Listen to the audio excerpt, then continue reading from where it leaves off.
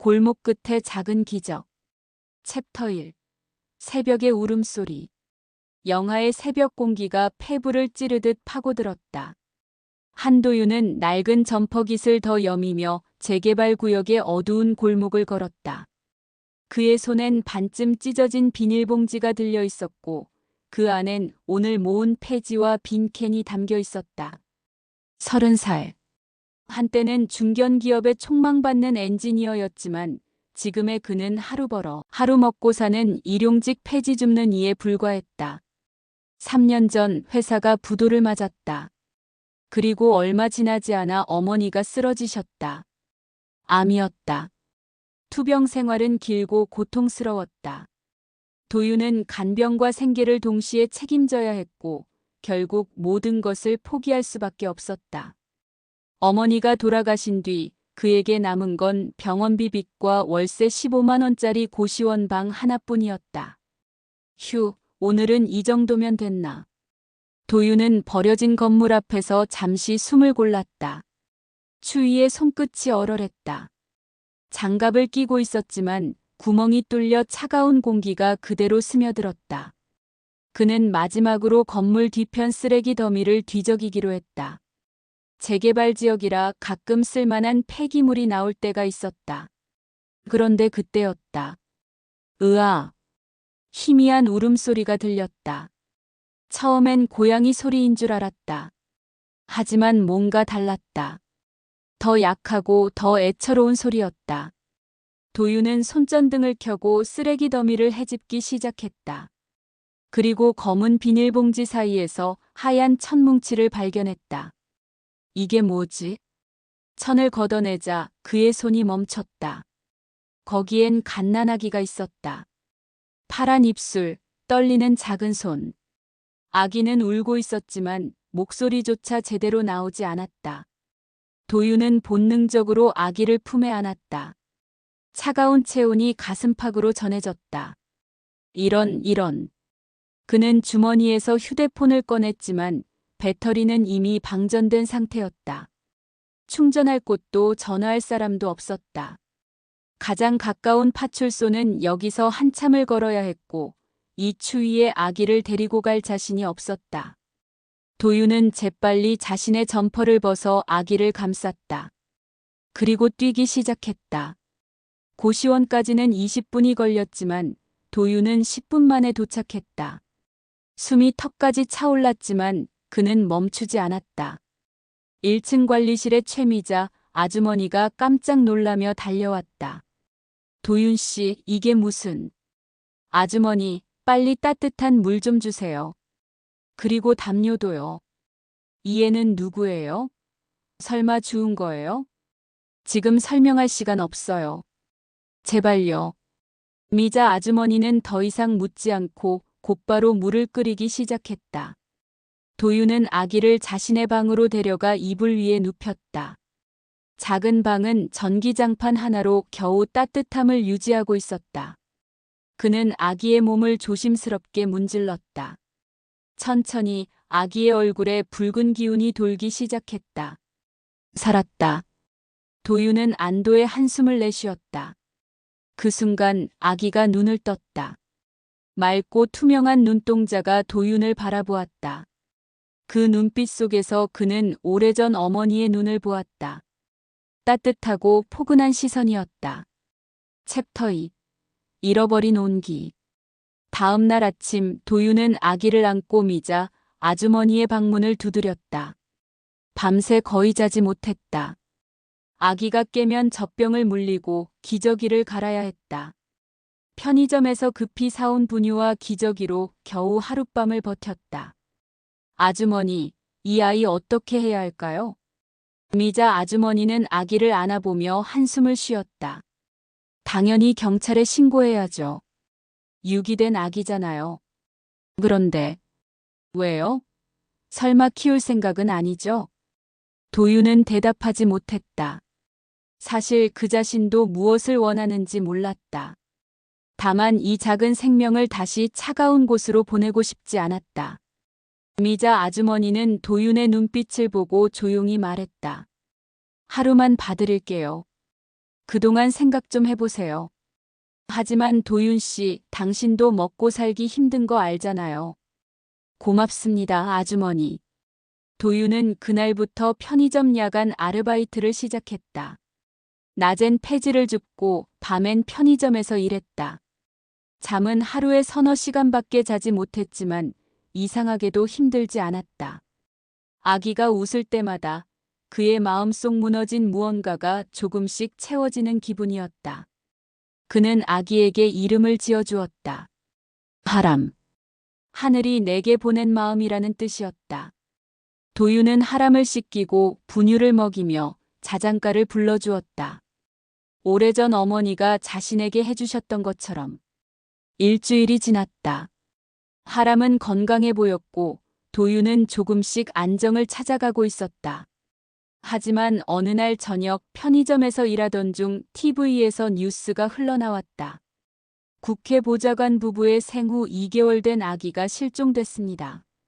경찰은 유괴 가능성을 열어두고 수사 중이며 화면에는 울고 있는 부부의 모습이 비쳤다. 그리고 아기가 입고 있던 옷이 클로즈업됐다. 하얀 천, 그리고 그 위에 수놓인 자수 문양. 도윤의 손이 떨렸다. 그 문양은 하람이 쌓여있던 천과 똑같았다. 설마. 도윤은 휴대폰을 꺼내 뉴스 기사를 검색했다. 아기의 특징, 실종된 시각, 모든 것이 일치했다. 하람은 유기된 것이 아니라 누군가에게 납치된 아기였다. 그리고 범인이 버린 것이었다. 어떡하지? 도윤은 고민에 빠졌다. 신고해야 했다. 당연히 그래야 했다. 하지만 마음 한편에선 두려움이 밀려왔다. 하람을 보낸 후 자신은 다시 혼자가 될 것이었다. 그 빈 고시원 방으로 돌아가 아무것도 없는 일상을 살아가야 했다. 그날 밤 도윤은 하람을 안고 오래 앉아 있었다. 아기는 평온하게 잠들어 있었다. 작은 손이 도윤의 손가락을 꼭 쥐고 있었다. 그 순간 도윤은 결심했다. 내일 신고할게. 미안해, 하람아. 챕터 3. 그림자 속의 방문자. 하지만 그 다음 날 새벽 모든 것이 달라졌다. 도윤이 편의점에서 막 퇴근하고 고시원 계단을 오르는데 복도에 낯선 기척이 느껴졌다. 1층 현관문이 열린 채였고 복도 끝에 검은 정장을 입은 두 남자가 서 있었다. 그들은 고시원 방문 하나하나를 확인하고 있었다. 누구세요? 도윤이 물었지만 남자들은 대답하지 않았다. 대신 그중 한 명이 천천히 다가왔다. 그의 눈빛은 차갑고 날카로웠다. 혹시 이 건물에 악이 있습니까? 무슨 소리예요? 여긴 고시원인데요. 우리는 잃어버린 아기를 찾고 있습니다. 정보가 있으면 협조해 주시기 바랍니다. 당신들 경찰이에요? 남자는 웃었다. 하지만 그 웃음엔 온기가 없었다. 그럴 필요 없습니다. 그냥 아기만 넘기면 됩니다. 도윤의 등에 식은땀이 흘렀다. 이들은 경찰이 아니었다. 그렇다면 누구인가? 그가 뒤로 물러서려는 순간 남자가 재빨리 그의 팔을 붙잡았다. 어디 사세요? 손 놔요. 도윤은 팔을 뿌리치고 계단을 뛰어 올랐다. 남자들이 뒤따라왔다.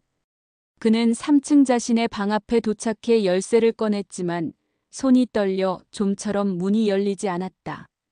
뒤에서 발소리가 점점 가까워졌다. 열어, 빨리. 드디어 문이 열렸다. 도윤은 안으로 뛰어들어 문을 잠갔다. 곧바로 방문을 두드리는 소리가 들렸다. 문 열어요. 우리는 아기를 데려가러 왔을 뿐입니다. 경찰 부를 거예요. 그래봤자 소용없어요. 그 아기는 원래 우리 것이니까요. 도윤은 하람을 안아 올렸다. 아기는 소란에 깨어 울기 시작했다. 그는 창문을 열고 비상계단을 확인했다. 녹슬고 위태로워 보였지만 다른 선택지는 없었다. 하람아, 조금만 참아. 아저씨가 지켜줄게. 그는 아기를 품에 꼭 안고 창문 밖으로 나갔다. 차가운 철제 계단이 발밑에서 삐걱거렸다. 뒤에서 방문이 부서지는 소리가 들렸다. 도윤은 계단을 타고 옥상으로 올라갔다. 옥상은 어두웠다. 바람이 거세게 불어 아기를 감싼 담요가 펄럭였다. 도윤은 옥상 문을 열고 밖으로 나갔다. 그리고 이웃 건물로 이어진 좁은 다리를 발견했다. 그는 주저없이 다리를 건넜다. 건너편 건물의 비상계단을 타고 내려가 도윤은 골목길로 빠져나갔다. 숨이 차올랐지만 멈출 수 없었다. 뒤에서 남자들의 목소리가 들렸다. 그들도 그를 쫓고 있었다. 도윤은 재개발 구역의 미로 같은 골목을 뛰어다녔다. 오래 살았던 동네였기에 길을 잘 알았다. 그는 결국 외곽의 비닐하우스촌에 도착했다. 사람들이 거의 없는 곳이었다.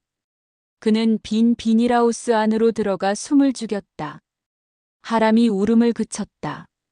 도윤은 아기를 달래며 속삭였다. 괜찮아. 우리 괜찮아. 하지만 그의 손은 여전히 떨리고 있었다. 챕터 4. 진실의 선택. 도윤은 비닐하우스에서 사흘을 버텼다. 낮에는 숨어 있다가 밤에만 근처 편의점에서 물과 분유를 샀다. 하지만 상황은 점점 나빠졌다. 하람의 얼굴이 붉어지고 열이 오르기 시작했다. 안 돼, 제발. 도윤은 아기의 이마에 손을 대봤다. 뜨거웠다. 감기인지 폐렴인지 알 수 없었다. 하지만 분명한 건 병원에 데려가지 않으면 위험하다는 것이었다. 그는 결단을 내렸다. 하람을 안고 가장 가까운 응급실로 향했다. 새벽 4시 병원은 한산했다. 도윤은 접수대에 하람을 내려놓으며 말했다. 이 아이 좀 봐주세요. 열이 너무 높아요. 간호사가 재빨리 아기를 받아 안았다. 의사가 달려왔고 하람은 곧바로 응급실로 옮겨졌다. 도윤은 복도에서 초조하게 기다렸다. 30분쯤 지났을까 간호사가 나와 물었다. 보호자 되세요? 네. 신원 확인이 필요한데요. 신분증 좀. 저 잠깐만요. 도윤은 화장실로 향하는 척하며 병원을 빠져나가려 했다. 하지만 출구 앞에는 이미 경찰차가 도착해 있었다. 병원 측이 신고한 것이었다. 그는 체념한 듯 그 자리에 멈춰 섰다. 손들어요. 경찰이 다가왔다. 도윤은 고개를 떨구었다. 그리고 조용히 말했다. 아기는 괜찮나요? 일단 안정됐습니다. 그런데 당신 신고된 실종 아기를 데리고 있던 거 맞죠? 네, 맞습니다. 1시간 후 병원 대기실에 국회 보좌관 부부가 도착했다. 그들은 하람을 보자마자 눈물을 터뜨렸다. 아내가 아기를 끌어안으며 흐느꼈고 남편은 도윤을 바라보았다. 당신이 우리 아이를 구해준 사람입니까? 저는 아무것도 한 게 없습니다. 아닙니다. 당신이 아니었으면 이 아이는. 보좌관 부부는 도윤에게 깊이 고개를 숙였다. 경찰은 조사를 진행했고 CCTV와 증언을 통해 도윤이 아기를 구조한 것이 확인됐다. 그를 쫓던 남자들은 납치범의 일당이었고 이미 체포된 상태였다. 도윤은 풀려났다. 하지만 하람은 이미 부모의 품으로 돌아간 뒤였다. 병원 복도는 텅 비어 있었고 도윤은 그 빈 공간을 오래 바라보았다. 챕터 5. 다시 걷는 길. 일주일 후 도윤의 고시원 방문 앞에 작은 소포가 놓여 있었다. 보내니는 하람의 부모였다. 상자 안엔 손편지 한 장과 서류 봉투가 들어 있었다. 도윤 씨, 우리 하람이는 이제 건강하게 잘 지내고 있습니다. 당신이 추운 밤 아이를 구해주지 않았다면 우리는 영영 아이를 잃었을 것입니다. 감사의 말로는 부족하지만 이 작은 마음을 받아주세요. 당신은 하람에게 그리고 우리에게 기적 같은 사람입니다. 서류 봉투 안엔 공공기관 환경미화원 채용 추천서와 소액의 감사금이 들어 있었다. 도윤은 편지를 읽으며 조용히 눈시울을 붉혔다. 그는 추천서를 들고 구청을 찾아갔다. 면접은 간단했고 일주일 뒤 합격 통보를 받았다. 정규직은 아니었지만 4대 보험이 적용되는 안정적인 일이었다. 도유는 고시원을 나와 작은 원룸으로 이사했다. 처음으로 자신만의 공간이 생긴 것이었다. 매일 새벽 도유는 재개발 구역을 청소하며 하루를 시작했다. 그리고 항상 그 골목을 지나갔다. 하람을 처음 만났던 그 쓰레기 더미가 있던 자리였다. 지금은 정리되어 깨끗한 공터가 되어 있었다. 어느 날 그 자리에 작은 아기 신발 한 짝이 놓여 있었다. 누군가 잃어버린 것인지 일부러 둔 것인지 알 수 없었다. 도유는 신발을 집어들고 한참을 바라보았다. 그리고 조용히 미소 지었다. 그래, 살아야지. 누군가는 내 손을 기다릴 테니까. 그는 신발을 주머니에 넣고 다시 걷기 시작했다. 아침 햇살이 골목을 비추고 있었다. 추웠던 겨울은 지나가고 봄이 오고 있었다. 도윤의 발걸음은 이제 더 이상 무겁지 않았다. 골목 끝에서 새로운 아침이 시작되고 있었다.